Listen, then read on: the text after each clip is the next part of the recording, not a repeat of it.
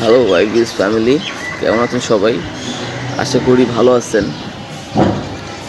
আবার অনেকদিন পর আসলাম। আসলে এত কর্মব্যস্ততা, এর মাঝখানে আসলে ভিডিওর মতো করার সময়ই পাই না। তো আজকে একটু সময় পাইলাম, তাই ভিডিও করতে চলে আসলাম।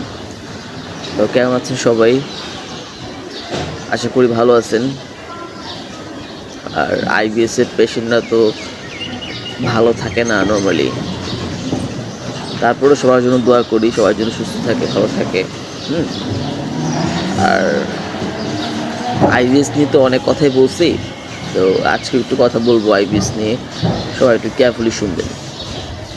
দেখেন, আইবিএসটা কি? আইবিএসটা হচ্ছে একটা মনের ব্যাধি, একটা মনের। হ্যাঁ, আপনি চিন্তা করে দেখেন, আপনার যদি এটা একটা পেটের প্রবলেম হইতো, তাহলে আপনি এই যে 4 বছর 10 বছর আপনি ভুগতেন না। হ্যাঁ, আপনি এতদিন ভুগতেন না।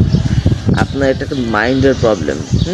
এর জন্য হচ্ছে আপনি এত দিন ধরে ভুগতেছেন। এটা একটা ফাংশনাল ডিসঅর্ডার। আমাদের বডিতে, আমাদের ব্রেইনে অনেক ধরনের নিউরোট্রান্সমিটার থাকে এবং ওগুলোতে অনেক ধরনের কেমিক্যাল হরমোন থাকে।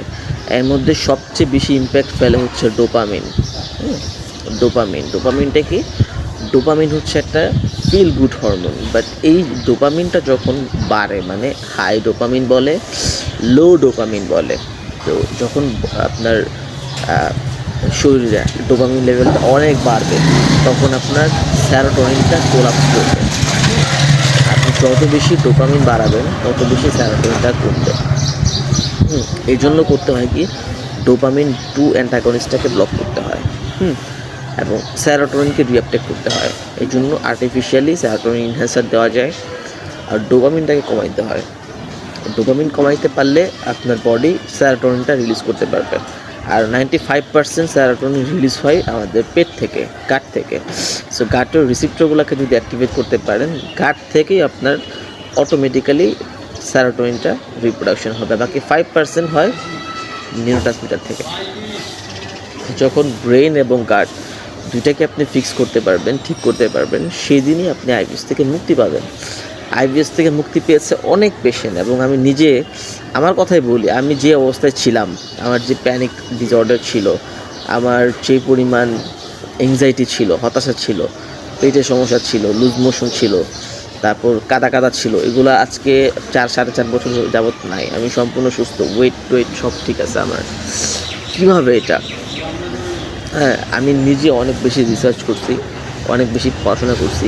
করতে করতে আমি দেখছি যে আইবিএস অ্যাকচুয়ালি, হ্যাঁ, এটা পুরোটাই হচ্ছে একটা মনোরোগ, মনের ব্যাধি। সো এইটা আপনি যখন রেকগনাইজ করতে পারবেন যে এটা মনের ব্যাধি, আপনি তখনই অর্ধেক সুস্থ হয়ে যাবেন। দেখেন, মনেরও অনেক ব্যায়াম আছে, যেমন ব্রিদিং এক্সারসাইজ আছে।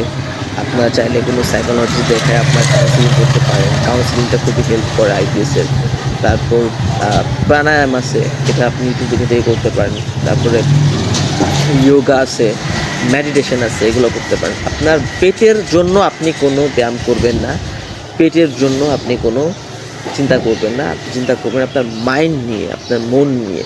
তখনই হচ্ছে আপনি বুঝতে পারবেন যে আপনি কতটা ভালো বোধ করতেছেন। হ্যাঁ, কারণ যখনই আপনি এই আপনার ব্রেনকে ঠিক করতে পারবেন, ব্রেনের এনভায়রনমেন্ট ঠিক করতে পারবেন, তখনই আপনি সুস্থ হতে পারবেন।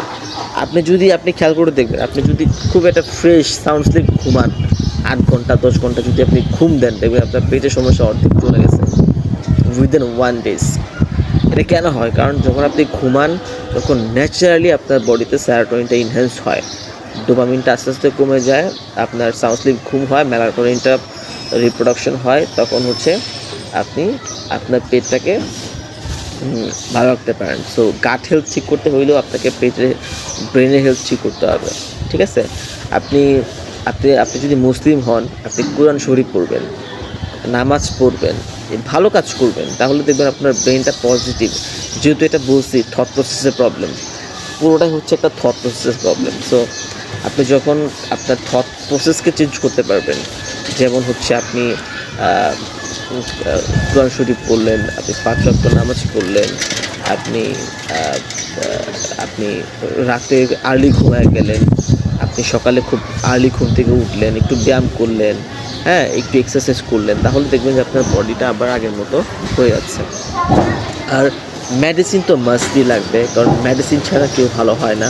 আমিও হই নাই, ইভেন কেউ হবেও না। আর যদি কেউ হয়ে থাকে ওইটা হচ্ছে প্রথম ব্যক্তি মেডিসিন ছাড়া সুস্থ হয়েছে, কারণ মেডিসিন ছাড়া কেউ সুস্থ হতে পারে না। হ্যাঁ, মেডিসিন মাস্ট বি লাগবে। আর গাট হেলথের দিকে আপনাকে অবশ্যই মনোযোগী দিতে হবে, কারণ যেহেতু গাটের প্রবলেম, পেটেই সমস্যা হচ্ছে, রিফ্লেক্স পেটে হচ্ছে, কমপ্লেন পেটে, অতএব আপনার গাট হেলথ ঠিক করতে হবে। যখন আপনি ব্রেন এবং গাট হেলথটা ঠিক করতে পারবেন, তখনই আপনি আইবিএস থেকে মুক্তি পেতে পারবেন। সোজা একটা কথা হচ্ছে আপনার ব্রেন গাট ডিসঅর্ডার, ব্রেন গাট যখন আপনি এই মুভমেন্টটাকে বা এই যে অ্যাক্সেসটা চলে এটাকে বন্ধ করতে পারবেন, আপনার আইবিএসটা চলে যাবে। 10 বছর, 15 বছর, 20 বছর হইলেও সেটা সম্ভব। অনেকের সেক্সুয়াল প্রবলেম হয় আইবিএসের জন্য, এগুলোও যাবে।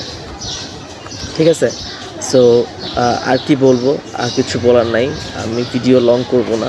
যাদের আইবিএসের প্রবলেম চাইলে আমার সাথে কন্ট্যাক্ট করতে পারেন, আমার নাম্বার ডেসক্রিপশন বক্সে দেওয়া থাকবে।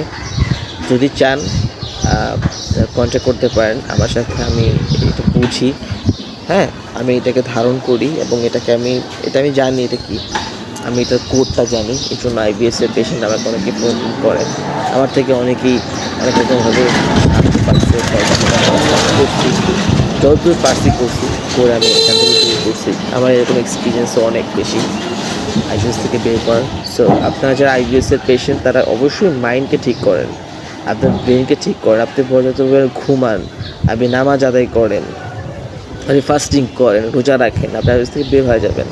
আর যারা একদমই নাকানে চুবানি খেয়ে গেছেন আর পারতেছেন না, মানে আইবিএস নিয়ে আর দুর্বিষহ জীবনযাপন করতে পারতেছেন না, আমাকে কল দিয়ে কন্ট্যাক্ট উইথ মি, আমার হোয়াটসঅ্যাপ, ইমো বা আমাকে কন্ট্যাক্ট নাম্বারে ফোন করবেন। তাহলে আপনারা এখান থেকে একটা ভালো পরামর্শ পাবেন আমার থেকে, এবং আপনারা একটা ভালো গাইডলাইন পাবেন। কারণ একজন মেন্টর দরকার। আপনি তো পারতেছেন না, আপনি যদি একজনকে মেন্টর হিসেবে আপনি যদি একজনকে করেন, সে আপনাকে এখান থেকে বের করবে। অ্যাজ এ মেন্টর, আমি অ্যাজ এ ভাই বা অ্যাজ এ মেন্টর আমি আপনাকে হেল্প করবো। ইটস মাই ভিশন যে আইবিএসের পেশেন্ট আমি রাখবো না, এটা আমি বলছি কয়েক ভিডিওতে। So that's all for today. ভালো থাকবেন সবাই, আর আমার জন্য দোয়া করবেন, আমি যেন ভালো থাকি, সবাইকে হেল্প করতে পারি। আর আইবিএসটা আবারও বলি, এটা একটা মনের ব্যাধি, মনোরোগ। হ্যাঁ, অনেক বলছি, আবারও বলি। সো যারা আইবিএসের পেশেন্ট সবাই মনের দিকটা খেয়াল করেন, ডোপামিনটা কমান। এগুলো কেমনে কমাইতে হয় আমি বলে দেবো। হ্যাঁ, ডোপামিনটা লো করেন, সেরোটোনিন এনহ্যান্স করেন, এন্ডোরফিন অটোমেটিক বাড়বে, অক্সিটোসিন বাড়বে, মেলাটোনিনটা অটোমেটিক বাড়বে, রাতে ঘুম হবে। যখন আপনি ডোপামিন 2 অ্যান্টাগনিস্ট রিসিপ্টরকে ব্লক করে ফেলবেন, তখন হচ্ছে আপনাদের ঘুম পর্যাপ্ত পরিমাণ হবে। আর অ্যাজ লং অ্যাজ আপনি তা করতে না পারবেন, আপনার আইবিএসে যাবেন, আপনার ঘুমের প্রবলেমে যাবে না। আর আপনি পর্যাপ্ত পরিমাণ না ঘুমাইলে আপনার আইবিএস কোনোদিন যাবে না।